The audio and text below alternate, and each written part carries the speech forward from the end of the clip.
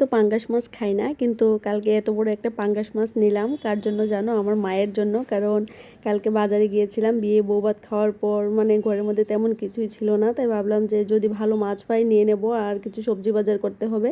তারপর গিয়ে দেখি যে এত বড় বড় পাঙ্গাস মাছ, তো দেখে ও বললো যে তোমার মার তো অনেক বেশি পছন্দ, তো একটা নিয়ে নাও বড় দেখে। তো তারপর একটা মার জন্য বড় পাঙ্গাস মাছ নিয়ে নিলাম। আর তারপর আমাদের ঘরের জন্য যা যা বাজার লাগবে, আলু পেঁয়াজ তারপরে যা যা লাগবে সব কিছু নিয়ে নিয়েছি। তারপর এদিকে দেখতে পেলাম যে একদম ফ্রেশ ফ্রেশ এঁচড় কেটে বিক্রি করছে, তো এখান থেকে 500-র মতো এঁচড়ও নিয়ে নিলাম। আর নিয়েছি এই যে চিকন চিকন সজনে ডাঁটাগুলি দেখতে পাচ্ছ ওইগুলি, কারণ ওইগুলি ওর নাকি অনেক বেশি পছন্দের।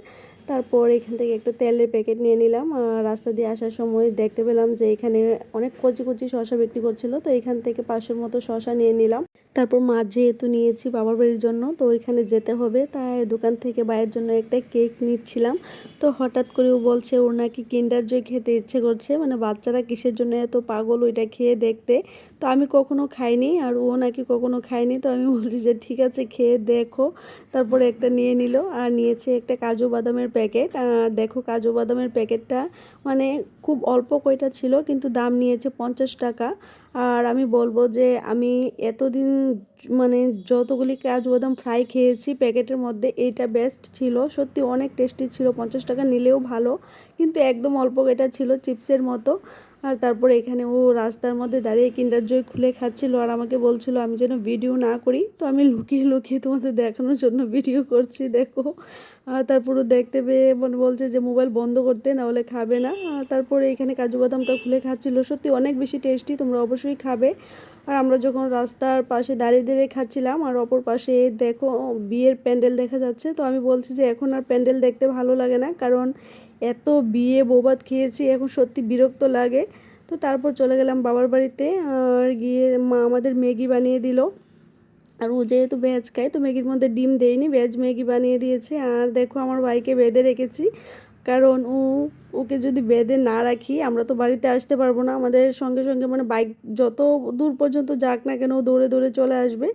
তারপর বাড়িতে এসে খেয়ে ঘুমিয়ে পড়েছি। আর আজকে যেহেতু রবিবার, আজকে অনেকটাই দেরি করে ঘুম থেকে উঠেছি। আর ঘুম থেকে উঠে আমি ফ্রেশ হয়ে জল নিয়ে বসে পড়েছি। আর ও দেখো মানে যুদ্ধের কাহিনী শুনছে, মানে অন্যদিকে যুদ্ধ লেগেছে আর ও সারাদিন শুধু যুদ্ধের কাহিনী শুনতেই থাকে। তারপর এদিকে দেখি রাস্তার মধ্যে মানে গাড়ির এত ভিড়। প্রত্যেক রবিবারে মানে গাড়ি খুব কমই চলাচল করে, কিন্তু আজকে জানি না কেন এত গাড়ির ভিড়। এখনও মানে একটু পরপর গাড়ি আসছে যাচ্ছে, মানে রবিবারে তো একটু কম থাকে, জানি না আজকে কি।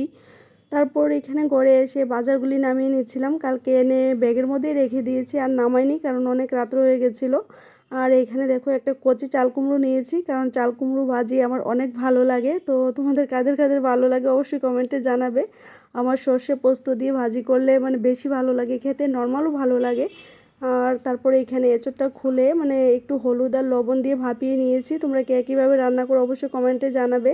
আমি চিকেন যেভাবে রান্না করি হুবহু মানে সেইভাবেই রান্না করেছি। আর করেছি এখানে সজনে ডাঁটা দিয়ে আলু দিয়ে পাতলা ঝোল। তো আমি অর্ধেক রান্না করে আমার হাজব্যান্ড খেয়ে ওর একটা মানে কাজ আছে এয়ারপোর্টে, তো এয়ারপোর্টে গেছে। আর এখানে আমার এত খিদে পেয়েছে যে আমি অর্ধেক রান্না করে চা খেয়ে নিয়েছি। তো আজ এই পর্যন্ত এটা।